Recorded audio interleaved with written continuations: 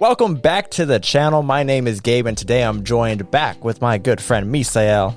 Hello. Today we're going to rank and discuss our top 5 favorite A24 movies, kind of in honor of Civil War, even though we haven't seen it. More like acknowledging this great studio. Absolutely. And why is that? What makes A24 so special for those who don't know? Well, you see, to me, it feels like they are one of the few, if not the only studios who had given the niche indie movies a chance. Yeah, they're like this hybrid of indie. I guess maybe now because they have money. Right. But they're this hybrid of indie and like big Hollywood studio. Mm-hmm. Like they really just grinded until they've gotten to this level where something big like Civil War happens and it's a big event.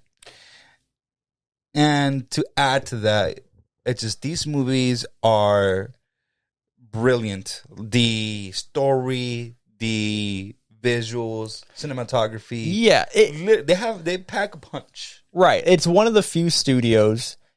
I mean, now that they're such a big name,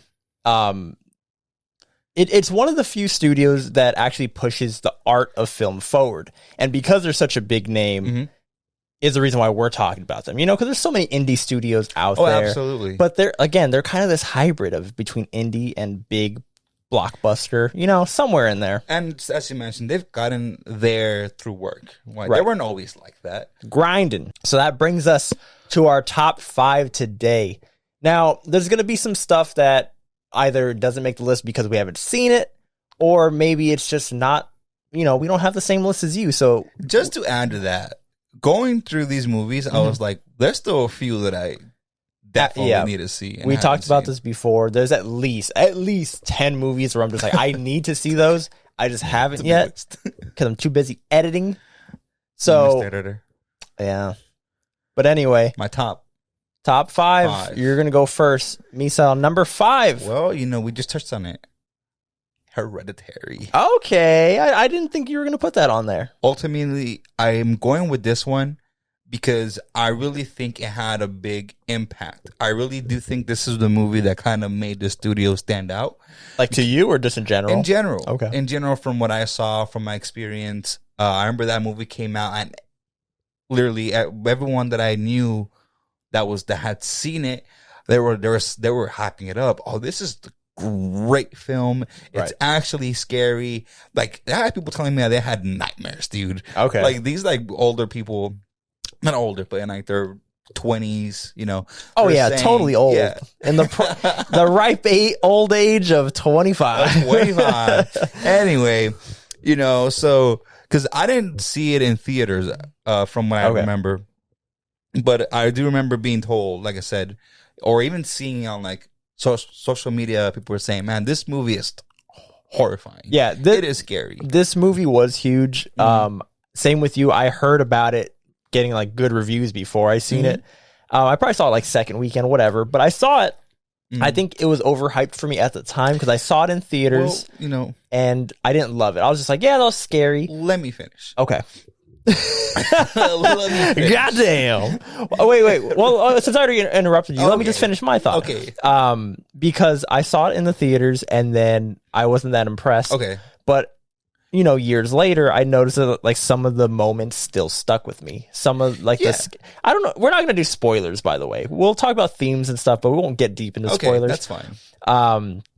So anyway, yada, yada, yada. I won't get all into it. Point is, we actually rewatched it together. I don't know if you saw it for the first time. No. But we had seen it. So it was a rewatch for you as Probably. well. So we had seen it together. I don't remember this. We watched it. Yeah. I think maybe we started but didn't finish it. But yeah, I remember I'll now. rewatch. It was a rewatch, yeah. And I remember it being scarier the second time, even though I knew it was going to happen. I think because I was at home and it wasn't this big theater experience with everybody reacting. It was just at home and in this dark apartment. For some reason, it connected more, and I was like, I like this movie more now. Really? Oh, that second time it hit me. So sorry to cut you off. No worries. So I just want to say that it's not one of my top horror movies. Okay. I didn't have the same experience as the people did that. They were saying they had nightmares and it was this truly horrifying movie. To me, it wasn't. just as you just said, it had those scenes where it was like, whoa, that's kind of, I don't even know if horror or scary is the right word. It was more like a shock value, right? Where it was like, right. I can't believe that just happened, or I can't believe I just saw that. I wasn't expecting it. But I'm adding it to my list for that reason, that I feel this one was the one standout for the studio, and that kind of carried on with other movies that came after it. Okay. I don't want to spoil if it's on my list or not. That's fine. But I will say that, again, and you're going to hear me say this a lot, because in general, when I'm ranking stuff, I'm just like, what sticks with me and what, what stays on my mind? Because I think that adds a lot of value, where even though if I don't like it at first, I'm just like, you know what? That movie stuck on my mind for years. Even though I like this movie more, at least remembering liking this movie more, this other movie is just like in my mind. And I think that says a lot. So Hereditary, a lot of scenes did stick in my mind. I never had nightmares, and I'm with you. I can think of 3 right now. Yeah, and again, if we're doing spoilers, we can get into it, but I think we'd probably have the same 3. Yeah. I'll just say this for the ones that know. There's a scene with a wire. Oh yeah, absolutely. That's one of them. That one has always stuck with me. And the one with the pole? The pole. Yeah, you guys know about the pole. The pole. It's a meme now, If anybody knows anything about this movie, it's probably the pole. Mm-hmm. My number 5 is going to be... Now, I had a different number 5. Oh my God. I'm not going to... I know you don't like... I know what it is. You don't like when I do shout-outs, so I'm not going to do the shout-out yet. Okay. But I was debating between 2 things, and point is, my number 5 is going to be Uncut Gems. Okay. Uncut Gems stars Adam Sandler. He was snubbed for an Oscar nomination. I'm not going to say he should have won the Oscar. Okay. I got to relook at the nominations to see. But I remember thinking, like, really? We didn't nominate Adam Sandler for this movie.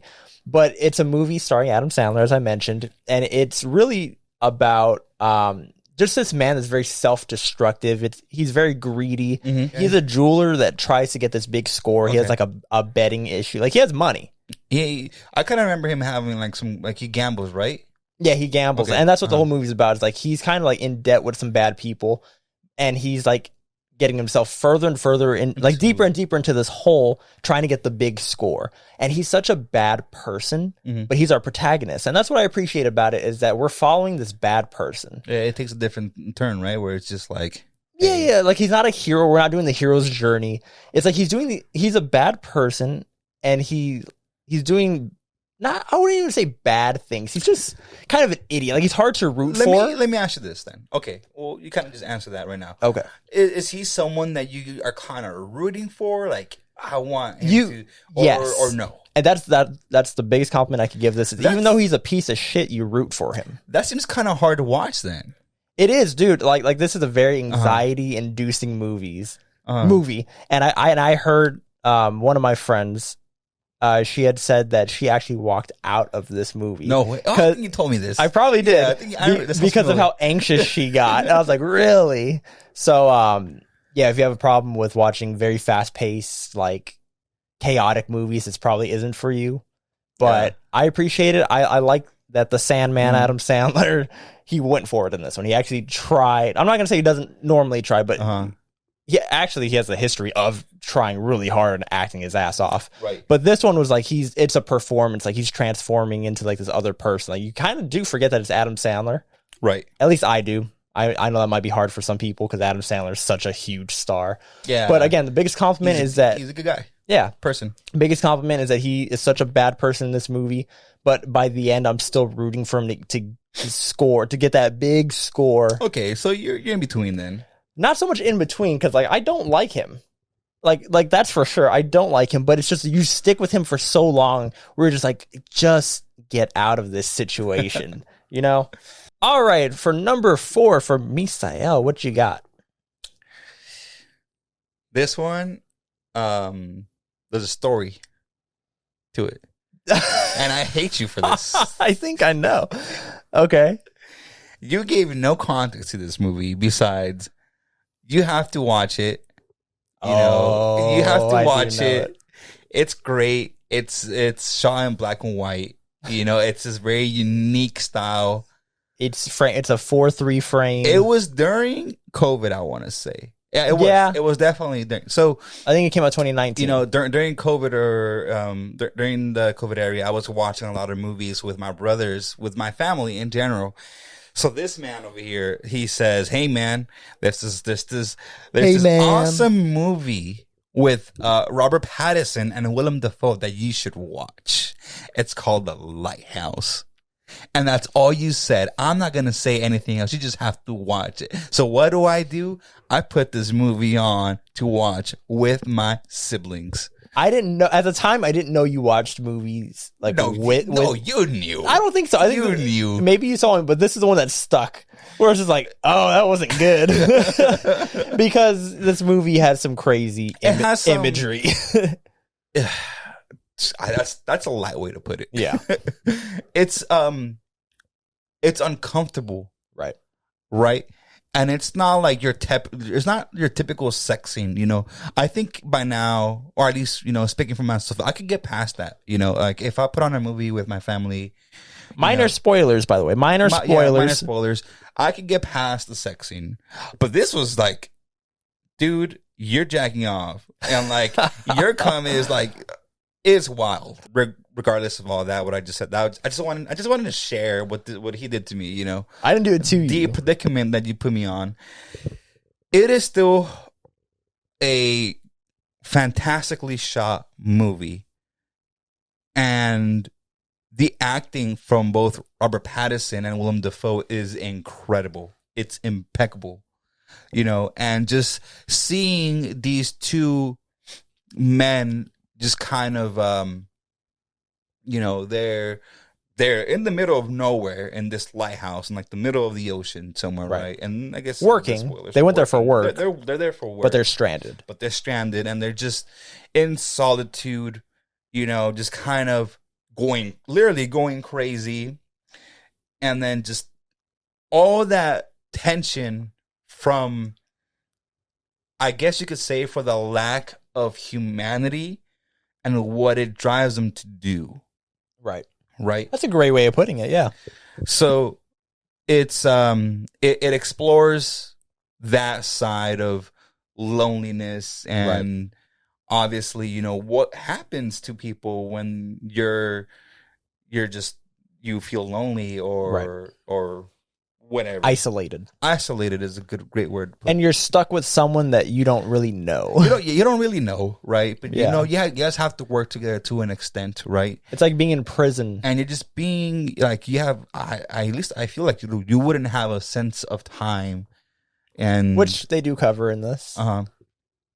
So, fantastic movie. It really is. Yeah, and it only stars Willem Dafoe and Robert Pattinson, and those two dudes, man, they came to act their asses off. Both of them. They did incredible. Absolutely. Why'd you spill your beans?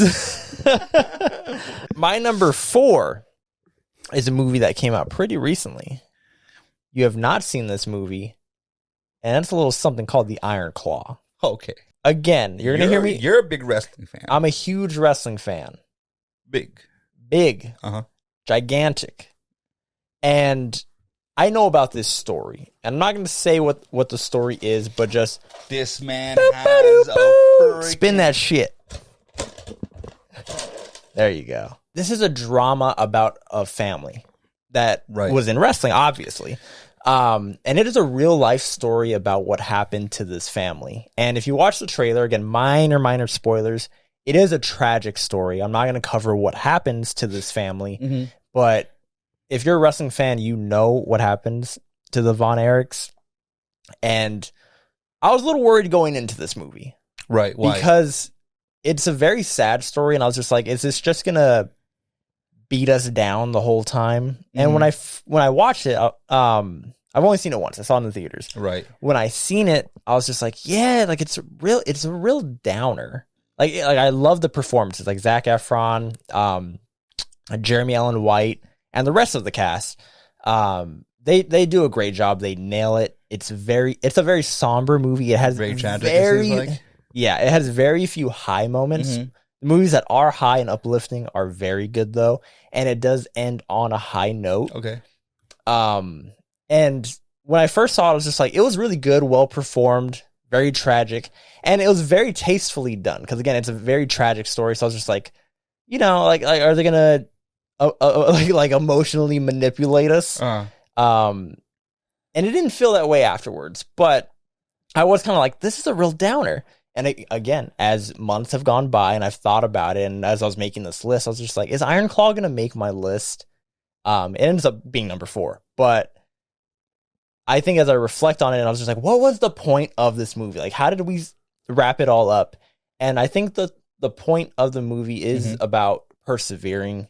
The whole movie is about family, but I think the key is perseverance. And I'm trying to tell the point of the movie without spoiling it, but it's just like, you got to keep finding a reason to fight. Oh. And this movie, I think, does a great job of that. And I think that was the point. And as soon as like that clicked to me, I was just like, okay. Great movie. Great movie. I already thought it was a great movie, but I was just like, is it just a negative movie? Because you could get caught up in that, because absolutely you love watching movies, like to watch like the hero win and all that stuff, but there are some movies where you're just like, yeah, that's just dark and it's tragic and tragic.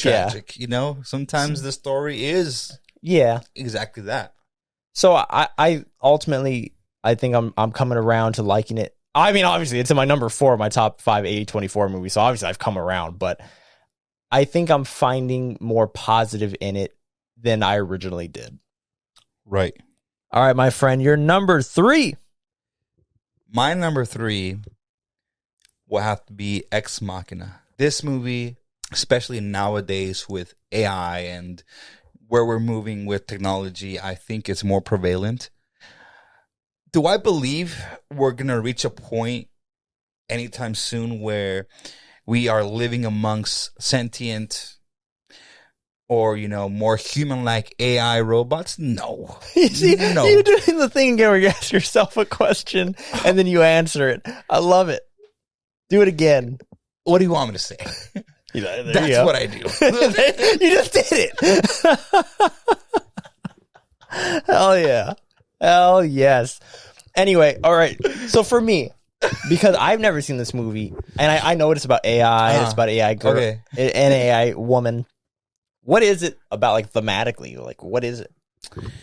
So I think thematically is, in part, to an extent, isolation, I feel. Oh, really?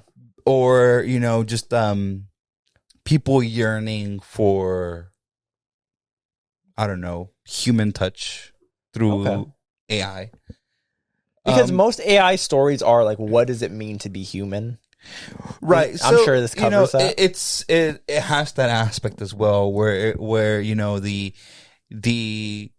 so just really quick, for people that haven't seen it. So there's this billionaire or CEO of a company, you could say, who is working with the AI. He's trying to develop this more, conscious AI, in a remote area, right? Is that Oscar Isaac? That's Oscar Isaac. Okay. I think his name's Nathan or Nolan. No, Nathan, I think it is. Anyway, that's beside the point. So in order for him to achieve that, he needs to run tests, and he gets a developer to do that for him, right? And things turn out to be a lot darker than just running tests and doing research in this. Nathan turns out to be a little bit more malicious, in the sense that what he's doing is not really for the world. It's kind of for him, right? Okay. He's trying to find kind of like a partner, in a sense, from this AI. Like a romantic partner?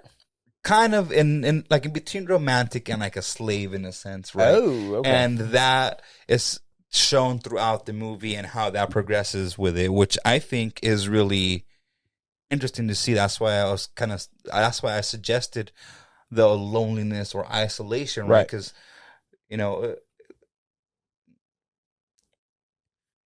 kind of seeing nowadays, or from what you read, is that a programmer or people in general are kind of becoming more isolated, right? And they're kind of relying on these AI or, whatever it is to feel something. I think you can kind of like compare that to the internet.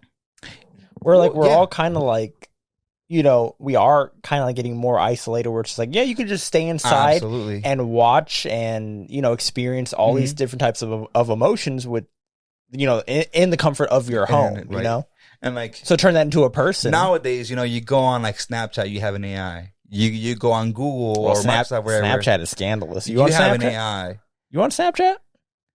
That's beside the point. That's besides the point. I'm just saying. You said it. I'm just saying that overall AI is everywhere now. Okay, and it's not going anywhere anytime soon. No, right? Dude. I mean, not to like go too far off and not just to start podcasting, but AI, like studios are starting to use it more in like their posters and in their movies too. Like it's starting to happen.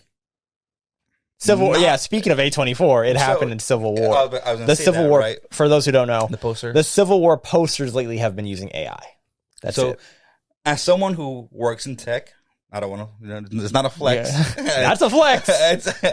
As someone that works in tech, I see this and I'm exposed to this and I read about this and I know that there are companies who are already working on that type of technology where people are going to have their own personal, whatever that are AI, sex slave.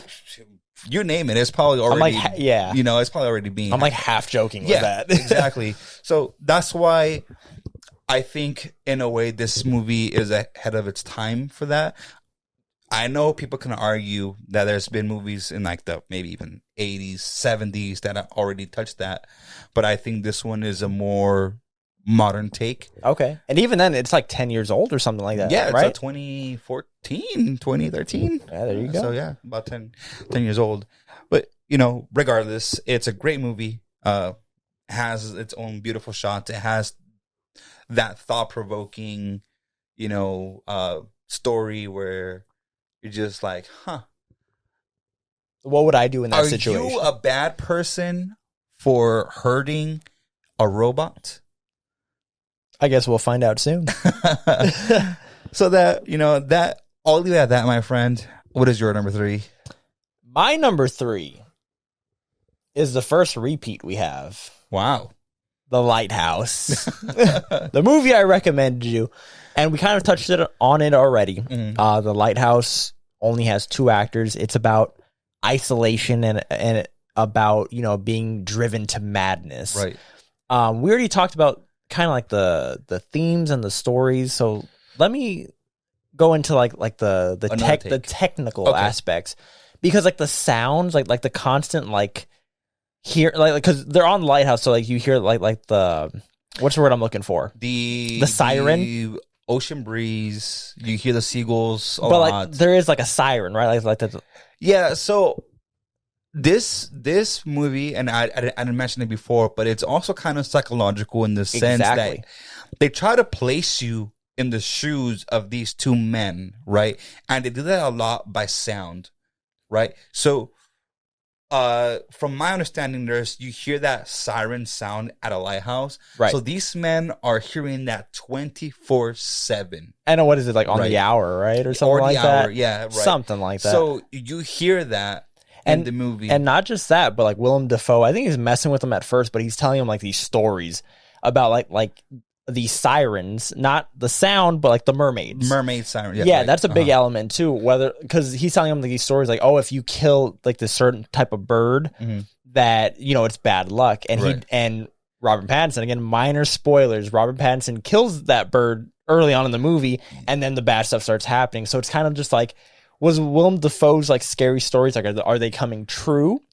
Or is this just, are they losing their damn minds? Exactly. Yeah, and I'm pretty sure they're just losing their damn minds. Yeah. But like you said, all the little things that build up, that's what I love about this movie, is that there's no big event where it's just like, oh, Willem Dafoe does this to Robert Pattinson, or Robert Pattinson does this. No. It's these little things that build up, that when you're isolated and stuck and you're with this person that you don't know, big. And it becomes big. Like, you don't like the way that they eat their cereal, Yeah.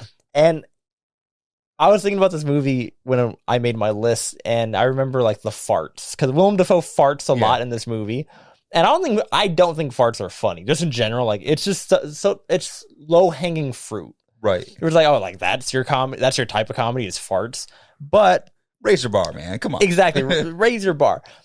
But I think that the farts play an important role because it's something like as simple as a fart will start getting under your skin after a while. You know, like he starts getting bothered by this dude, and if I remember correctly, Robert Pattinson's character gets bothered by the same food, right? That Willem Dafoe makes, or the same breakfast.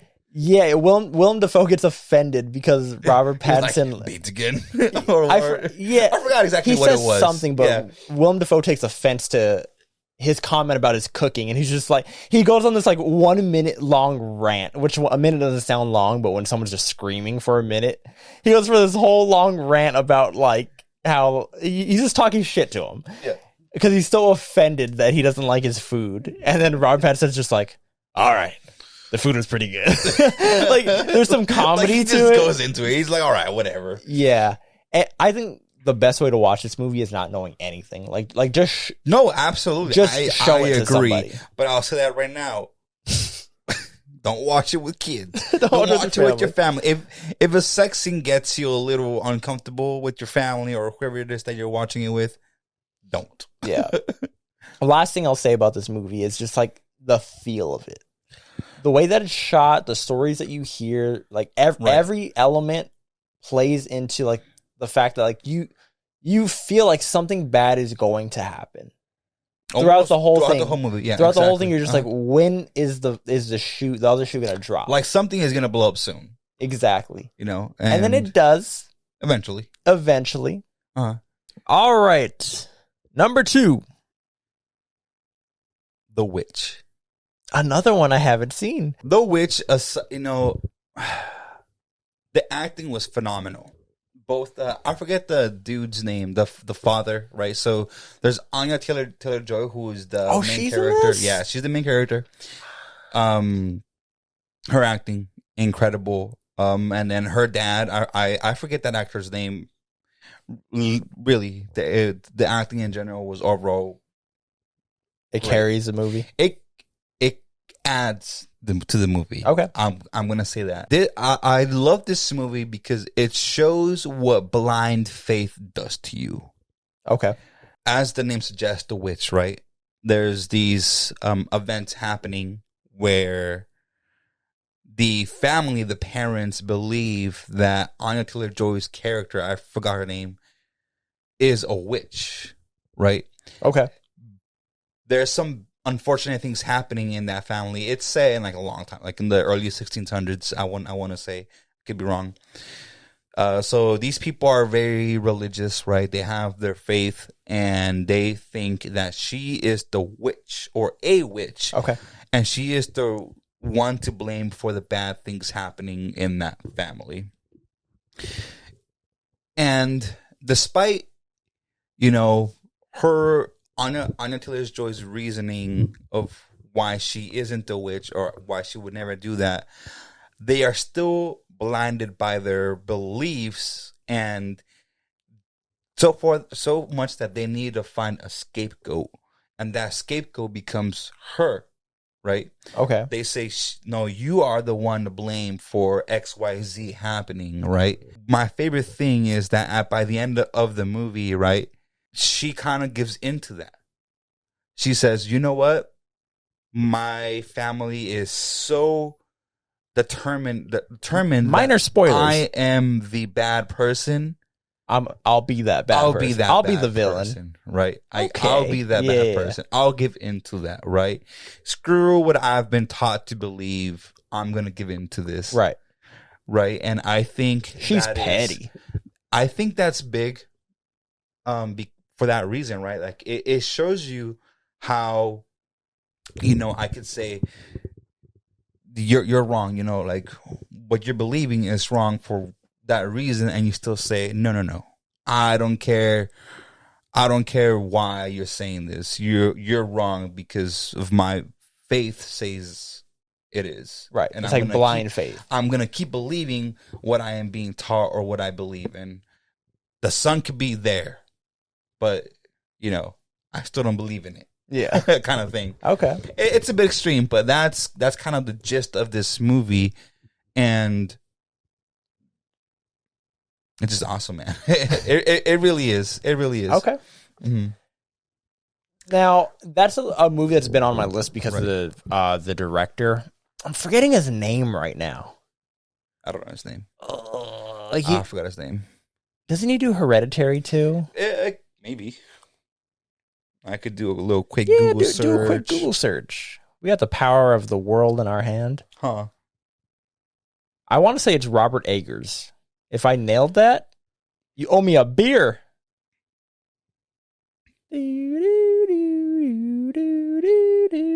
Robert Eggers? Robert Eggers. You owe me a beer, McLovin. Hell yeah. So he does The Witch. He's doing Nosferatu at the end of the year with Bill Skarsgård as like the vampire. That one seems cool. I know. But anyway, I forgot why I brought that up. Mm-hmm. Well, since, you know... Anyway, that's what I was saying. I'm sorry. I was just saying that's the reason why I'm interested in it, because I like that director. Right. Robert Eggers. Yeah, and he does spooky very well. Right. And on top of that, I mean, you're making... When it comes to the horror elements of this movie, this is technically a horror movie. There's a few scenes, kind of like the one that we talked about earlier, Hereditary. Right. I wouldn't say it's a scary movie. It has those moments where there's like a jump scare or whatever. So it's a horror movie, but you're saying it's not that scary, right? I'm saying that's what you're saying. Yes. Okay. What I'm trying to say is that even though it's a horror movie, don't go into it expecting horror. Go into it for the story and the themes, and all that it explores. I will say this. Since it takes place in the late 1600s, I believe, or 1600s overall. The English is very old. It's like old English. So some of the things can be hard to kind of grasp. We're like, I don't know what they really mean, but you see what they mean and what they're saying through the story and what you're seeing visually, right? Through the scenes. And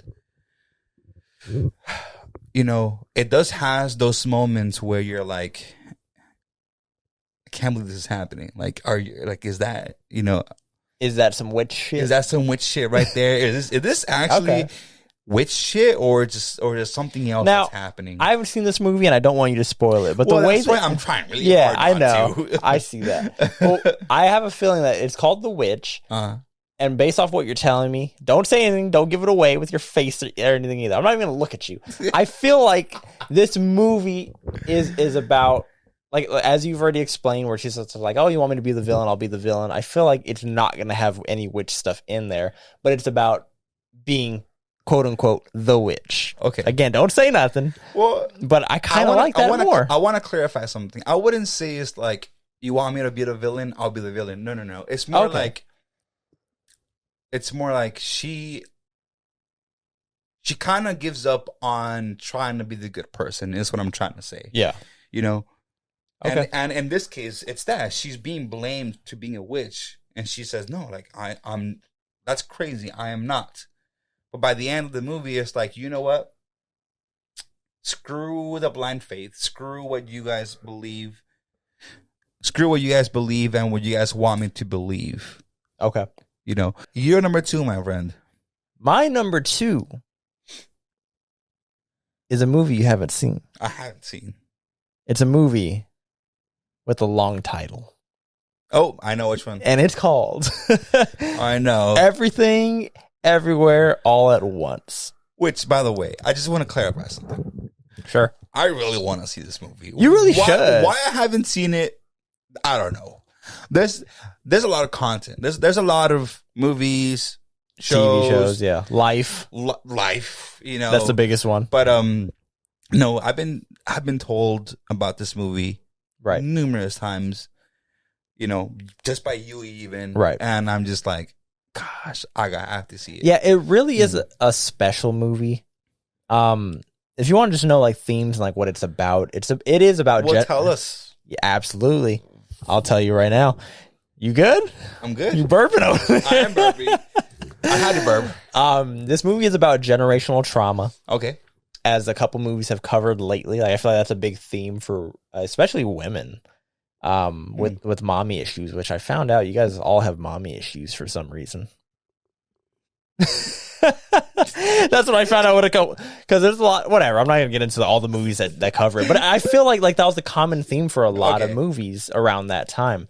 But yes, it's about generational trauma and like kind of like breaking that cycle. Okay. Where it is a family story. But let me just describe it a little bit. I know you might know a little bit. They might know a little bit. My biggest takeaway or my biggest understanding of this is that it is a multiversal movie. Yep. So it's a multiversal movie.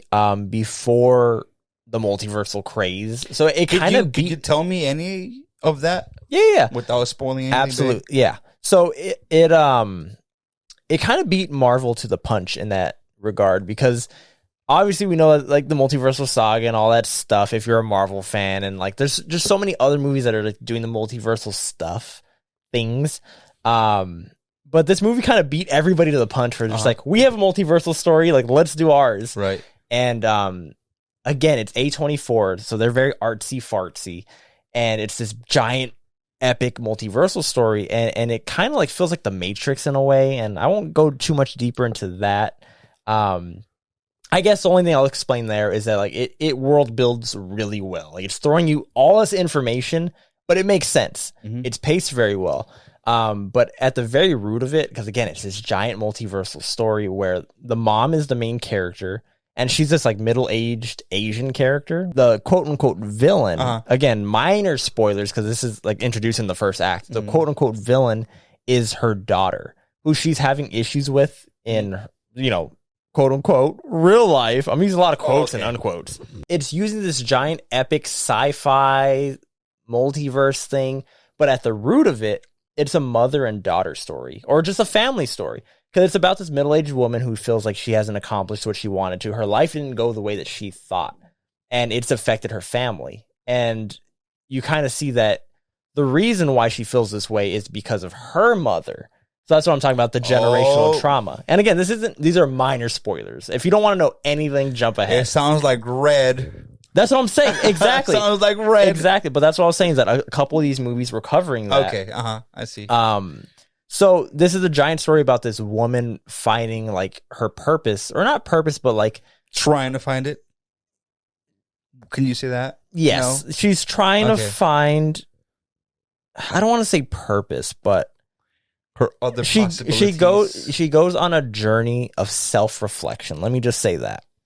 On a complete side note, I'm reading a phenomenal book that touches that same theme. Yeah.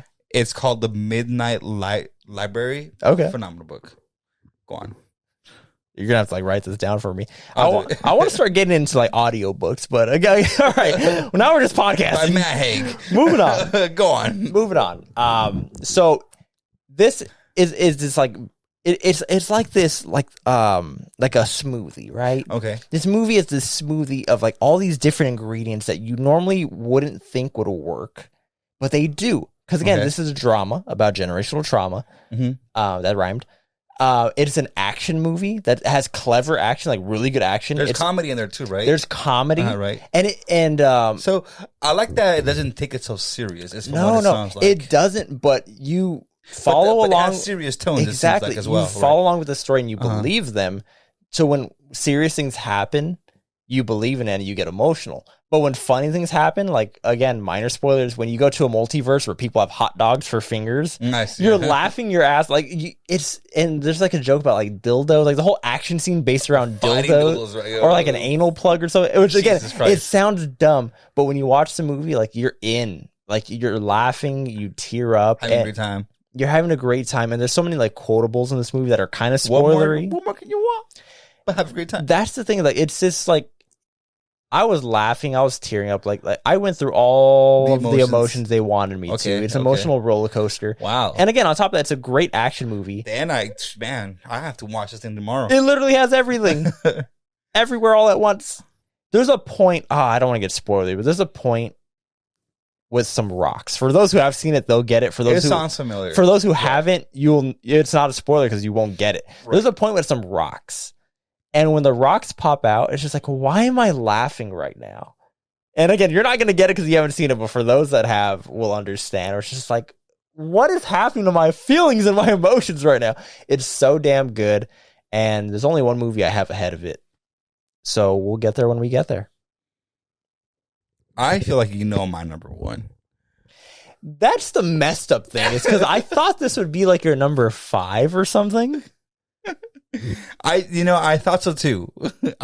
And I'm just excited to see how you explain this. So, Misa, my friend, you're wearing green shoes. You're wearing some kind of green pants. You got like a little bit of green on your hat. What is your number one A24 movie? Did you know this whole time? Like, no, from like number 5 or 4. I thought it would be your 5. It wasn't your 4, and then I was just like, it's gonna be his number 1. This son of a bitch. The Green Knight, my friend. The Green Knight. This one we saw together in the theaters. Funny story, right? We went, we watched it. We came back, and we had this long, hour discussion of this movie, and we both loved it. This guy loved it. Well, here's the thing. We walked out of it, and I don't think we loved it.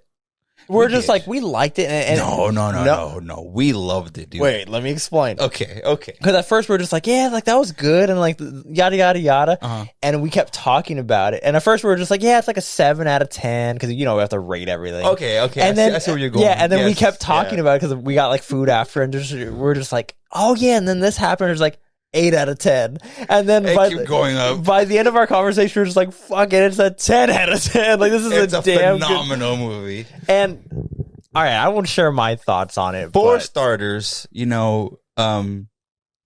I think I was the one that told you about this movie, right? I think so. Where I was like, dude, Dev Patel is the protagonist of this movie. Can I pause you there? Yeah, of course. I just saw Monkey Man. Oh, you saw it already? I'm gonna have to go see it soon. He's also. I say this a lot on this podcast for whoever has been paying attention, but Dev Patel is quickly becoming one of my favorite actors. Dude, he's awesome. I have a list of people that are on my list a lot already, but I've heard of his movie, and he's great. But anyway. So I was like, dude, Dev Patel is he's the main character, and like I'm just excited where this is gonna go. And I think I even told you, I was like, I may have read a little bit about it before watching it, like a little rundown without spoilers, right? And I think I may have told you, I'm like, this isn't the Green Knight that you're probably thinking of. It's not like an action, right? Game of Thrones type of movie. And again, let me cut you off one more time. I'm probably gonna cut you off more, but when I was rewatching the trailer, because I was showing it to my brother when I was telling him about this, it looks like it's gonna be a cool action movie. It is not an action movie. It is not an action movie. It's very thematical. It has a lot of themes. It explores a lot of things, right? But I think ultimately what it explores is like probably destiny, kind of like what you're destined to do in a sense, right? And also like owning up to your shit. Like, honestly, being a man. Yeah, being a man is a big one. Coming into your own. Right. Or, making a name for yourself in a way. Yeah. Like proving people wrong and saying like, no, like I'm that person. Right. Right. So what's the premise for those who don't know? The premise is, I would say it's overcoming the expectations that are given to you by others. Right. right? To me, that's kind of like the main premise, right? Well, that's like the theme, and you nailed it. That is the theme, right? But I'm talking about like what's the basic story? Like what's I see what you mean. What's the elevator pitch where it's like you got 1 minute to explain this movie? What is it? Okay, so this ordinary man, right, gets a mission as a knight, right? A mission that he has to do on its own, right? And it takes place in like King Arthur. Yeah, isn't it like King Arthur's with the round like table, relative? Right? So we have all these great, in theory, knights from the round table, and yet none of them kind of step up to the plate of completing this mission or this saga, whatever you want to call it. And here comes this man who just, I can't remember if he gets given the mission or... So, can I help you out here? Yeah, help me out, please. So, the Green Knight comes to the round table, and he says, anybody here can he says, attempt to, like, strike me. And, like, if you fail, you have to come meet me at my place, and I get to strike you once. Yeah. So, Dev Patel's character steps up, because as you're saying, all the thematic stuff you're saying, he wants to make a name for himself. Right. He strikes him down. He again, this isn't a spoiler, this is the setup. This is a setup. He cuts off his head, but the Green Knight just picks up his head, and then he's just like 1 year hence or something like that, right? Yeah, something like that. So the Green Knight is this like mythical character, right? In a sense, right? And he basically challenges the round table, right? Which no one steps up, and that's where Dev Patel's character is like, all right, I'll take you on. And he's the one that strikes him, and he gives him that type of prophecy where, like, in a year, if you don't do X, I'm coming for you, right? So if I can't believe I'm like kind of like if he survives / like, oh, if you hit me, then I get to hit you too, right? In a year, right? So you have to come find me, right? No, and okay, so thank you. This just brought back everything.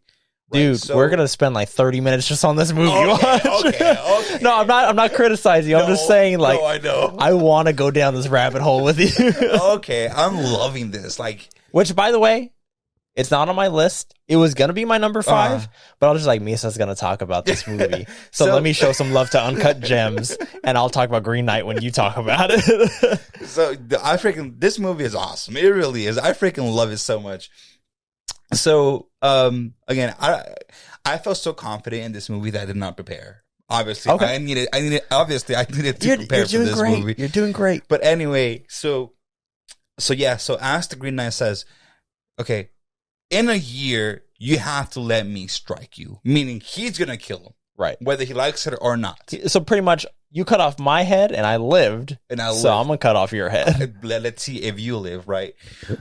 But let me put that to the side for a bit. This movie, visually, is incredible. I think that's the best part of the movie. Oh my God. Like, this movie for this studio it's gorgeous. It's gorgeous. All the shots and just like all the scenes. Like there's like close-up scenes where it shows other characters, and then there's this other scenes where it just shows like a vast majority of a landscape, and you see all these things. You see these giant titans in the distance. I was gonna lead to that. You don't know oftentimes, like, is this actually happening? Yep. Or is this in his head? And that was what a lot of our conversation was about. Is this a message? Yeah. Like, what is going on here? And to me, it boils down to all his thoughts, all his like insecurities, his problems. Let's watch The Green Knight after we're done recording this shit. Let's watch The Green Knight. Freaking awesome. So I'll leave it at that. It has a lot of underlying personal issues that the character is dealing with, right? Who is a coward? Because he doesn't want to go, and he doesn't want to die.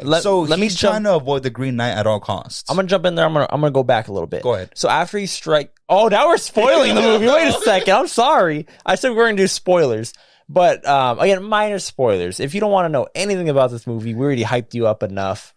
Skip ahead. If you're here for minor spoilers, I'll just say this because this is all in the first act. Okay. That year.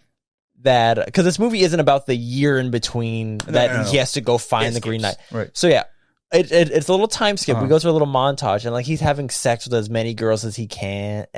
You know, I think, or like the point is we do see him sleeping with girls, and it's like he's not satisfied because he knows in the back of his mind is that I have to do this thing in a year or on this date, and he knows it's coming. His day is coming, and he's trying to weasel out. Even when he's on the journey, he's a coward, and he gets like caught up with like even like some smugglers are kicking his ass. Yeah. So like, how are you gonna beat the Green Knight if these smugglers are kicking your ass? You know. So it's just like he's just this weak character, but it again, the theme and the story is about like owning up to your shit and being a man / like being responsible for your actions and all this stuff. And I won't spoil where it goes, but by the end, I think some people might have been disappointed because one, they thought it was an action movie.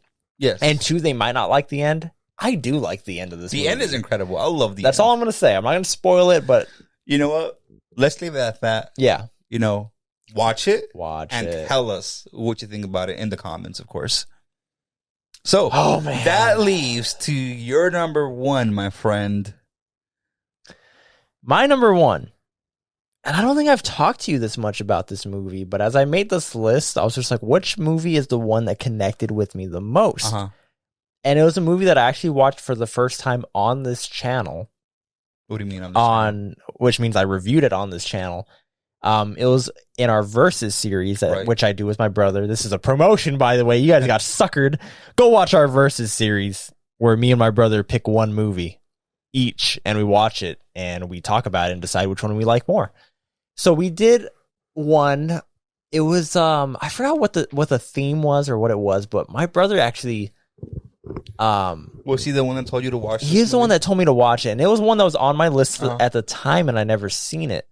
And I seen it, and I was just like, it has stuck with me to this day. And again, that's a big theme for these A24 movies, even with the Green Knight, where like I didn't love it as much as you did.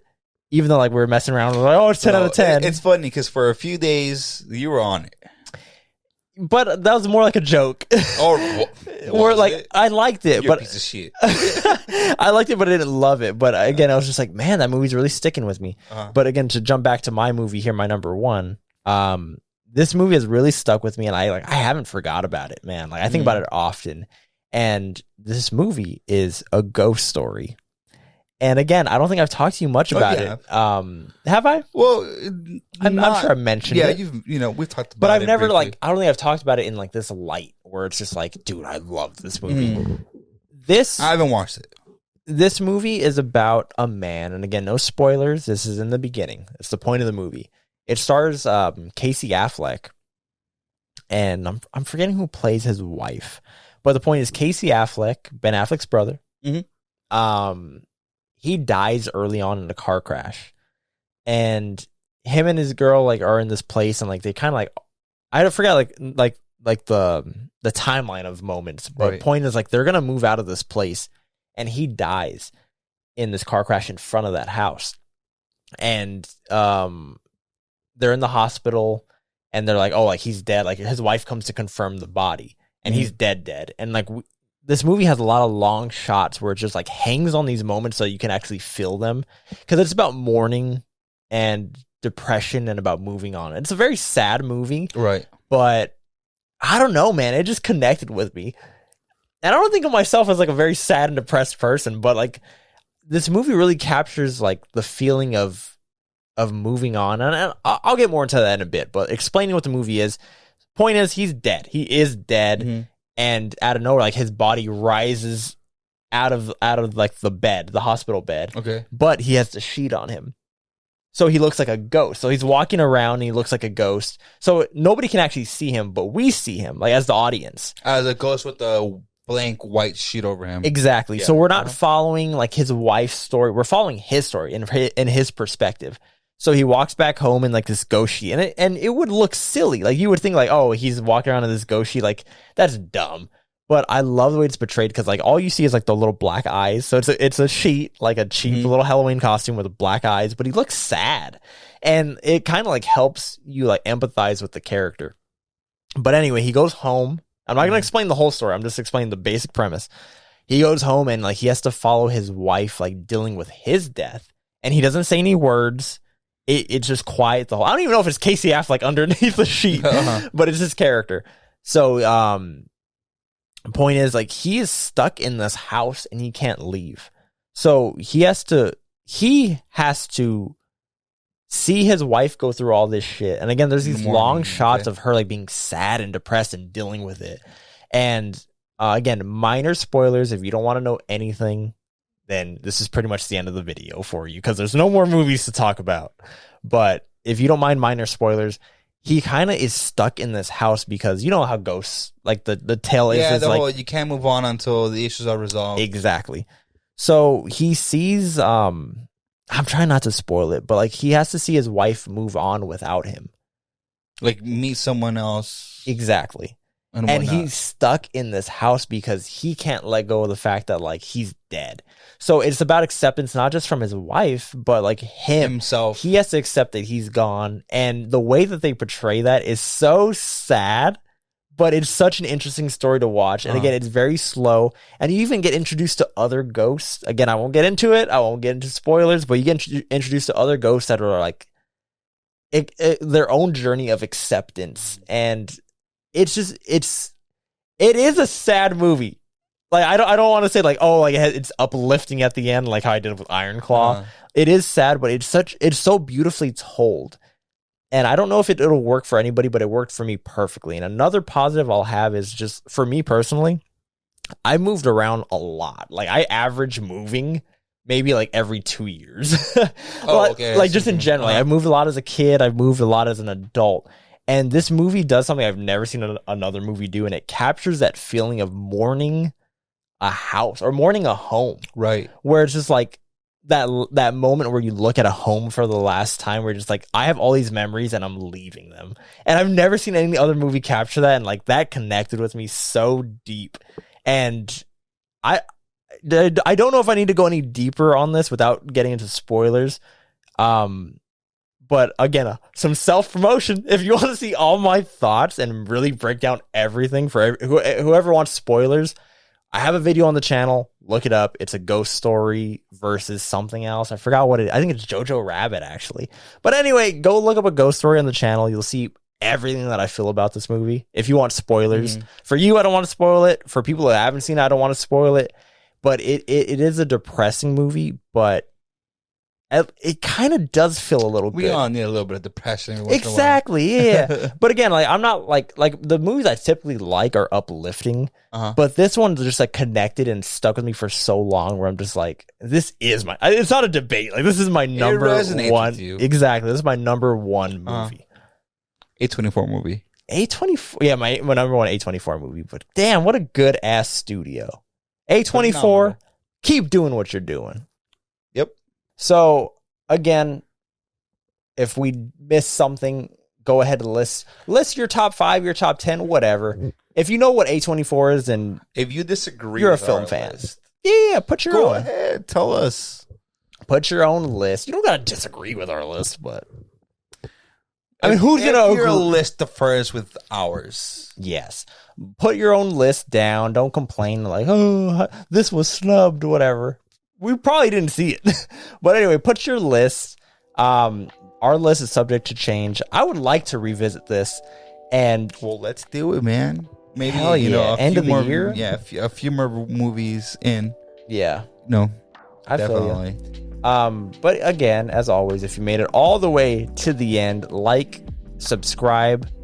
Those two things right there. Those are important. And also commenting. Comment your top 5 or let us know your thoughts on like what we shared here. Commenting and liking are the two things that will really help push this video and reach a bigger audience. So like and comment, subscribe if this is your first time seeing us and you love movies. Share it with somebody. What else you got? Right.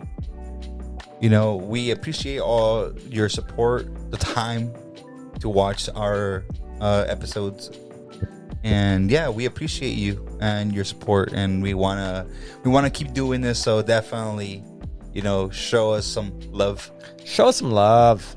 We know you got it in you. And until next time, Misael out.